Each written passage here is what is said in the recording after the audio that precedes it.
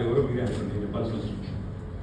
ఈ మాయలో ఉన్న వాళ్ళు ఎవరైతున్నారో నాకంటూ ఏ ఫామ్ హౌస్ లేదు, స్పష్టంగా చెప్తా ఉన్నాను. నా మిత్రుడు ఒక ఆయన ఫామ్ హౌస్ ఉంటే నేను లీజ్ మీద తీసుకున్నమాట వాస్తవం, 7 నెలల నుంచి లీజ్ మీద ఉన్నమాట వాస్తవం.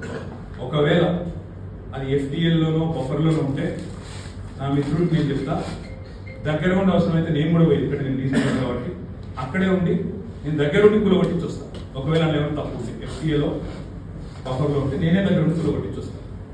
కానీ నేను కాంగ్రెస్ ప్రభుత్వం ఒక మాట్లాడుతాను, సరే నేను తప్పుంటే కూలగొట్టు, నో ప్రాబ్లం, కూలగొట్టండి, దానిలో నష్టమే లేదు, వెల్కమ్, మంచి జరుగుతున్నప్పుడు అందరం ఆహ్వానించాల్సింది.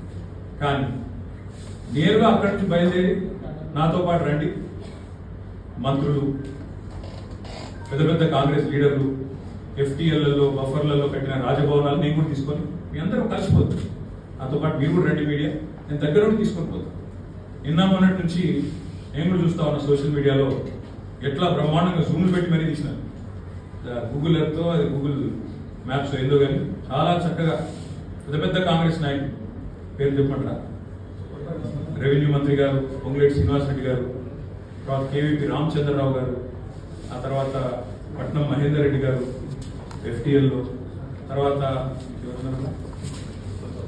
సుఖేందర్ రెడ్డి గారు కౌన్సిల్ చైర్మన్ గారు, తర్వాత మన మునర మధు యాష్కి గారు, ఇంకా చాలా మంది ఉన్నారు. ఇంకా ఇంకొకటి కూడా ఉంది, రేవంత్ రెడ్డి గారిని కూడా 7 చూపెడతాం. మీరు వస్తా అంటే రేవంత్ రెడ్డి వ్యవహారం కూడా చూపెడతాం. ఎక్కడ ఉందో మీకు శాటిలైట్ మ్యాప్లో అంతా చూసుకోండి. నేనేమంటున్నా అంటే ఐ వెల్కమ్. ఎక్కడ నా పేరు మీద మీడియాలో ఏదో వేసేసి ఏదో జరిగిపోయింది ఏమైపోతుంది, ఆడేవాళ్ళు తప్పుంటే కొట్టండి, నేను కొద్దట వెల్కమ్. నా పేరు మీద ఏ ప్రాపర్టీ లేదు, లీజ్ మీద నేను ఉన్నాను.